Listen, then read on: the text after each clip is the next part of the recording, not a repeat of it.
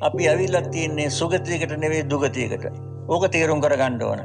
එතකොට තමයි අපිට මේක අත්හැරීමේ කැමැත්ත තියෙන්නේ. ආනි තමයි මුදා හරින්න කියලා කිව්වේ දේශනා කරේ ඒකයි. හැබැයි ආදීනව දකින්න ඕන. ලෝකේ දුකක් කියලා දකින්න එයා පැහැදීම ඇති වෙන්නේ නිර්වාණයට. ධම්ම ප්‍රමාණෝ ධම්ම ප්‍රසාදෝ. ප්‍රමාණ කරගන්නේ ඉන්න තැන ඉන්නේ ලෝකයක් තුළ. ලෝකය කියලා ගන්නේ හිත සහ කය. වෙන දෙයක් නෙවෙයි. ඒ දිව්‍ය ලෝක, මනුස්ස ලෝක, බ්‍රහ්ම ලෝක නෙවෙයි ලෝකේ කියන්නේ බුදුහාඳුරු. සිතයි කයයි යම් තැනකද එතන තමයි ලෝකය. දුක්ඛේ පතිට්ඨිතෝ ලෝකෝ. මේකේ හිත තුලත් දුක් තියෙනවා, කය තුලත් තියෙනවා. අන්තෝ ජටා බහි ජටා කියලා දේශනා කරේ ඒකයි. අතුලතත් ගැට පිටත් ගැට. එහෙනම් අතුලතත් ගැට පිටත් ගැට නැති වෙන්නේ කොයිතන්ට ගියාට පස්සේද? පරිනිර්වාණයටපත් වුණාට පස්සේ පමණයි. එතකන් අපිට මේ ගැට මේ සසර ගමන් ගමන්වලදී හැම අවස්ථාවකදී තත්ත්වෙට උදා වෙනවා. ටික ආන්ගේ කාරණාව අපිට පැහැදිලි කරලා දෙනවා අපේ බුදු පියාණන් වහන්සේ. ඒ නිසා මේක හොඳ තැනක් නෙවෙයි.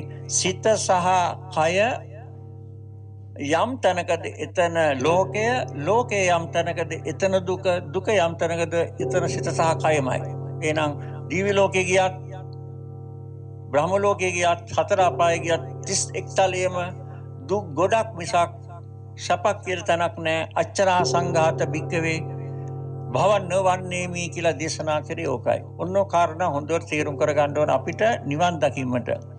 ඉතින් ඒ නිසා දැන් අර මම මුලින් කිව්වනේ මැරෙන මොහොතක් තියෙන අපිට යම් කිසි වෙලාවකදී ආයුෂ ඉවරලා වෙන්න පුළුවන්, කර්ම ඉවරලා වෙන්න පුළුවන්, ඊළඟට ඒ දෙකම ඉවරලා වෙන්න පුළුවන්. උභයක්කේ මරණය කිව්වේ ඒකයි. ඊළඟට උපච්ඡේදක මරණය. ඔය හදිසි අනතුරකින් මොනියම් හෝ ක්‍රමයකින් මේ ජීවිතය සමුගන්නවා.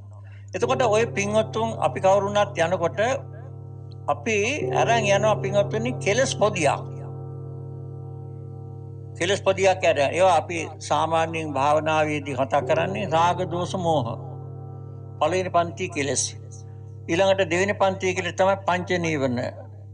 කාමච්ඡන්දේ, ව්‍යාපාදේ, තීන මිද්ද, උද්ධච්ච කුච්ච විචිකිච්ඡා. ඕවත් ඔය සිත්වල තියෙනවා තාම. ඊළඟට තියෙන දස සංයෝජන හරි භයානක කෙලස් 10ක්. සක්කාය දිට්ඨි, විචිකිච්ඡා, සීලබ්බත පරාමාස, කාමරාග, පටිඝ, රූපරාග, අරූපරාග, මාන, උද්ධච්ච, අවිද්‍යාව. ඔන්න ඔය 10. ඒව තමයි මේ සත්‍යයා මේ 31 තලෙහි බැඳ තබන රැහන් 10.